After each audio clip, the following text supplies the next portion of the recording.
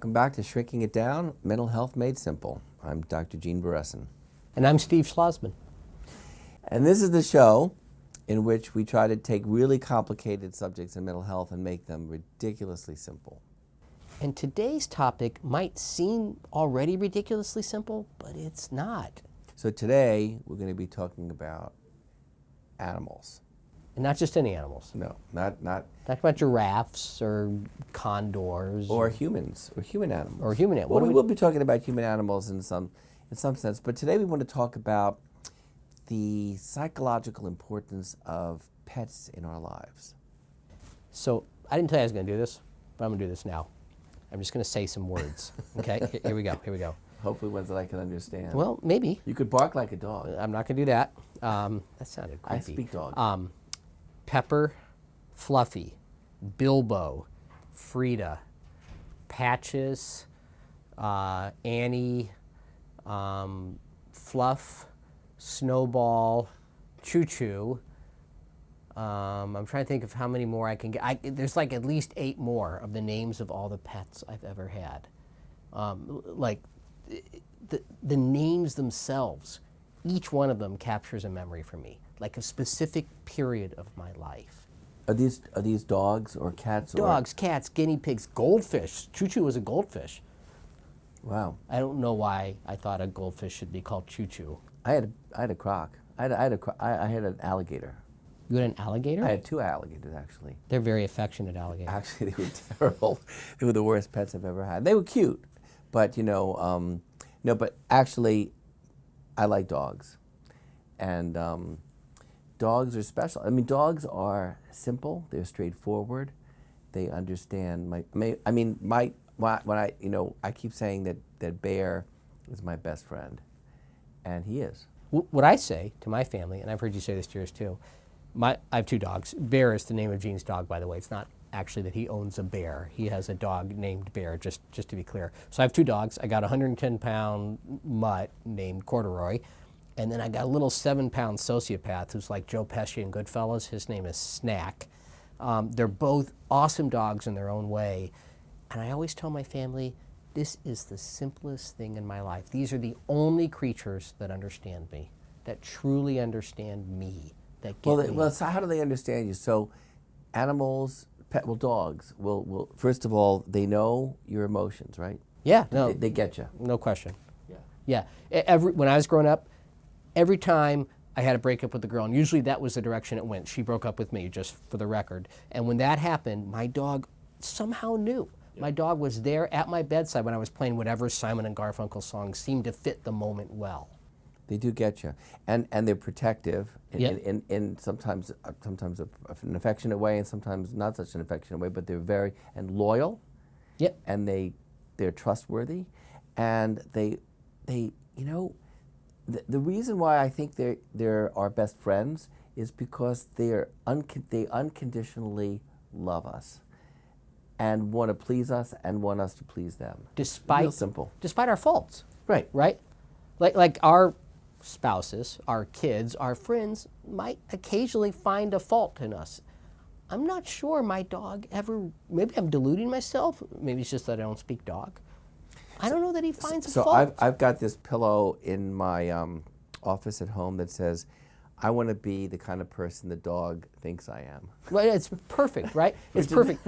And, we're kind of cutting cats out of the mix here, and I know this is a whole thing. Cats are great too. You just can't expect them to be dogs, right? So No. you got to have a cat be a cat and a dog be a dog, but they are both amazing animals, and we shouldn't forget there are thousands of years of domestication here of them learning to live with us, right? There's also a lot of evidence that humans would not have evolved the way we have evolved if it weren't for dogs. Right. So there's a back and forth that So happens. we've domesticated them, but they allowed us to prosper in ways that we couldn't have done it without them. Including to prosper psychologically. Right. And given that we're child So psychiatrists. neurobiologically, what makes them so satisfying to us, since you're the biologist around here? I'm not, as much biology as you, but here's what we know from the literature at least. people who feel close to their animals, and even people who get a chance to sort of snuggle with a particularly nice dog. If you snuggle with my sociopathic dog, you would not have this experience unless he knew you. You would have the experience of running for your life because a 7-pound dog, he would like bite your nose and just hang there like this little ferret thing. He's a Dachshund York. He's a dorky. That's literally what he is. But a golden retriever that you see in the hospital that's up on the PD wards right now, right as we speak, when those dogs settle in on you, your brain actually changes. First of all, it slows down. So the fear response slows down, the fight or flight response slows down, and then more importantly, there's this hormone called oxytocin, which you see in the pop literature all the time, and for good reason. It's associated with feeling close, with feeling love, actually, with feeling relaxed. The dogs have literal physiologic responses that they transmit to us. And this is probably one of the reasons why dogs are therapeutic. I mean, why like elderly, for example, having a pet promotes well-being. It promotes health, psychological health, and physical health, and why dogs can be, so-called service dogs, like you were talking on the PEDS wards, they are therapeutic for all of us in many different ways. They're emotionally satisfying, they're funny, they're playful, they help us feel good about ourselves, and they actually are therapeutic. And also, we take care of them, and they show that they appreciate our care. Yeah, it's worth thinking about the evolutionary background here. So the idea, as I understand it, is that dogs are canines, right? So they're part of the wolf family, and the thought is that there was primitive man, right, or primitive humans, and they're cooking one day, and then there's these alpha wolves, right, and they get all the meat, and the beta down the line wolves don't get what they want. So one of these wolves kind of slunk over to these weird bipeds, these like weird hairy creatures walking on 2 legs, which were primitive you and me, and kind of looked at him with those cute big eyes, and the human threw him a little bit of meat, and that dog said, "I am yours for life." And the thinking, at least from the evolutionary biologists, is that the humans realized the weakest wolf is still stronger than not having a wolf at all. So we will start to domesticate these creatures. And they started following them. There's evidence of dogs being buried with primitive humans all the way back as primitive humans go. Well, because they're our companions, but they also were instrumental in herding. And when we went from hunter-gatherers to an agrarian society, we couldn't have done it without dogs. Right. We could not have herded. We couldn't have herded our livestock without the dogs. Right. So we are at risk here in our discussion because we have only talked about dogs, and this is something people feel very strongly about. There are other animals that you can feel very close to. So you're like a guinea pig. Let's not go to the rodents just yet, although rodents matter a lot. And we have 3, the guinea pigs. We have like 1 that we raised from a little baby that we literally fed with droppers, and the other 2 that we got from the animal rescue place. They're like tough guinea pigs. Yeah. They grew up on the streets, kind of. But let's talk about cats for a second. I've had cats and dogs. Me too. What are the differences? How do you tell the difference between a dog and a cat? So from a biological perspective, it's retractable claws and those funky pupils. But that's not really the answer. The answer is one looks like a dog, one looks like a cat. It's pattern recognition. Right. But what are the differences psychologically? Well, I'm trying to think of the cats that I've had. I mean, I've had lap cats. I've had cats that are playful.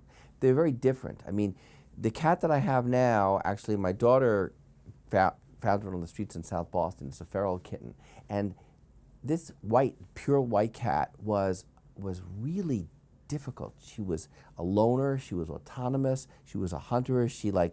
We were brought out to the house because we've got land, and she would go out every night, and she would hunt, and she would kill. And then she wouldn't let you pet her. Over the years, she has become more and more affectionate. So she kind of cries, and she rubs up against me, and she asks to be fed, and she lets me pet her, and so it was an evolution. But the thing about her that makes me feel loved is that she's so autonomous, and she's so self-sufficient, and she's so much on her own. When she comes over to me, it's like she's giving me this incredible gift. Right. Like my dog comes to me all the time, and it's like never. He's like jumping on me, and he's he's always there. But the cat chooses when to kind of like bestow her rubby. The grace of her presence. The grace of her presence upon me. Yeah, because yeah, no, because cats are like that. Agreed. They Yep. they have their own private lives that they're Yep. inscrutable. Yeah, the last cat we had, who unfortunately was eaten by a coyote, which is an interesting idea also that we could think about whether you keep cats indoors or outdoors. And we knew there were risks in allowing him to go outdoors. He was a great cat. He was part Maine Coon cat. He was huge, and he would look at you and he would say, meow. That was exactly what it sounded like. It wasn't like meow. He would just go meow, and he would say meow to you too. And then he would walk up to you and like rub up against you. And this gargantuan cat was this most awesome, affectionate cat who would fetch things too. So I think we get carried away by the difference between dogs and cats. I think they're more similar. Yeah, they are similar in some ways. I mean, when I had cats growing up, I played with them the way I played with a dog. Yeah, yeah. Now But this particular cat, which was a feral cat, maybe because she was feral, she had a traumatic background. Right, So right. she had to warm up a little bit. I have tried taking cats that I've had growing up for a walk. It doesn't go so well. No. It's like dragging this thing along that's sort of bouncing around behind you. But psychologically speaking, I don't think we can stress this enough, especially as child psychiatrists.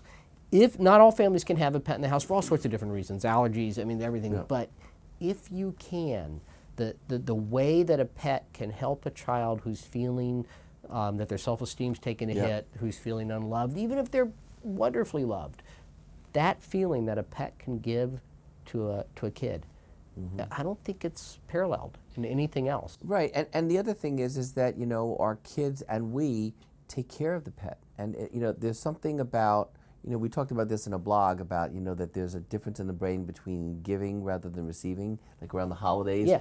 That giving has a more robust kind of positive response in the brain. And for kids to be able to take care of animals, to feed them, to groom them, to let them out when they have to go out is really an important important thing for them. The dog I had growing up, the one that lasted from the time I was 7 years old till I was a junior in college, her name was Patches, just a total mongrel, like this we called her an Old English Schnoodle. That was literally what we wrote on the thing with the vet, and the vet laughed, this old Kansas vet, he had this kind of cool drawl. And I remember I could walk to the vet from my house, and so when I was 8 years old, I said, I'm going to take the dog on my own. And my mom said, okay, and I felt like such a grown-up. I felt such responsibility taking my dog to see the doctor. And the doc was like, you know, my mom had called ahead and paid for it and everything, so I got there, and the dog, you know, we got to go back together. He helped me look at the dog's stool sample under a microscope, which I actually thought was the coolest thing. It felt like being a grown-up. Yeah, yeah. So it breeds responsibility in kids and as well as in adults. But I think and you know, they are family members. I mean, you know, they are family members. Yeah, yeah. So they're one of us.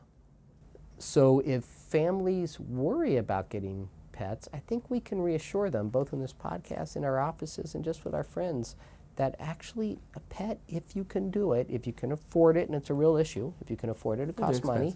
Right, they don't have to be expensive, but they cost more than if you didn't have them, right? I mean, so you think it through. It's not a light decision. You don't do it lightly. You don't buy a duck on Easter and then just let it go, which we hear stories about every year.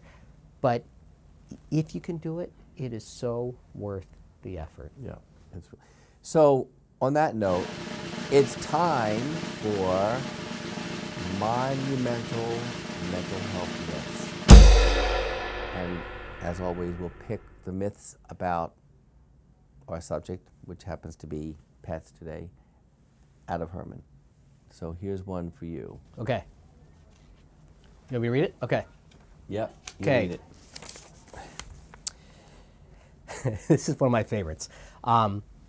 You'll take the dog back if your kids don't hold up their side of the bargain when they said they would walk the dog. So you know that moment, right, where you say, kids, we'll get a dog if you take care of the dog. If you take that responsibility. And if you don't, dog's going right back. Nonsense. That dog's not going back. No. I mean, when was a dog ever taken? I mean, come on. I mean, you know, parents will threaten their kids, if you don't take care of the dog, we're giving the dog away. We're going to put it in the shelter. They never do that. So I think maybe a better way to phrase this particular myth is, it's not a good threat to use, A, because you're less likely to stand Well, by it's a it. lie. Right. Well, and if you do stand by, what's the message?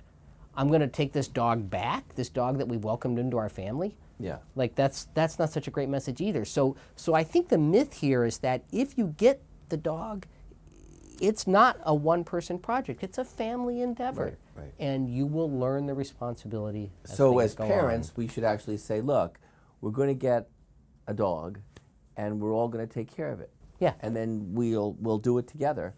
And then you can have discussions if the dog is not taken care of Absolutely. appropriately. Yeah. Okay, well, how Okay. about one for me, from Herman? Okay, Herman. What do we got? Okay. Pit bulls are a nasty breed. You know, this is a myth. I'll tell you, they look scary. They're portrayed as scary. They've been seen on television and movies as kind of the dogs that kind of like go at you. And I guess the myth is that they're kind of like just aggressive, angry, hostile, violent creatures. Okay, but they are as a breed, they're really quite sweet. I mean, well, any dog can be aggressive. I mean, I love pit bulls. I love dogs, and pit bulls I think are beautiful animals and really cute, really, really, really cute.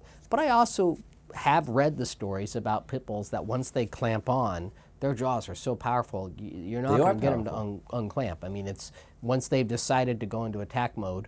But I think we could say the same about just about any dog. Yeah. And so I guess if we're in the business of giving advice, if you're thinking about getting a pit bull, the myth is that you shouldn't get a pit bull. That's a myth. But you should be careful about the dog you get. And you should know a little bit about what the dog's background was. I mean, for example, if you happen to have papers, if the dog is AKC registered, you could at least look at their lineage. You can look at what they were bred to do, because some of these traits run in, generation to generation. And if the dog is a rescue dog, maybe you can find out about how the dog was raised, and was the dog traumatized? Is the dog, vulnerable in some way or not? Because that may be a risk factor. But you should know something about it, and So know your dog. So, to wrap this up, as with most myths, it's hard to say, as with most myths, the You get myth. caught up on these M's. Yeah, I do. The myth itself is straightforward, but the solution to the myth, it's complicated. Right. Which is why we do this show. Right. So thanks for watching the show today, folks, and hope you have some things to, write in or send in to us about your stories with your own pets. I mean, everybody has stories about their pets, so please do that. I'm Gene Beresin. And I'm Steve Schlozman. Thanks.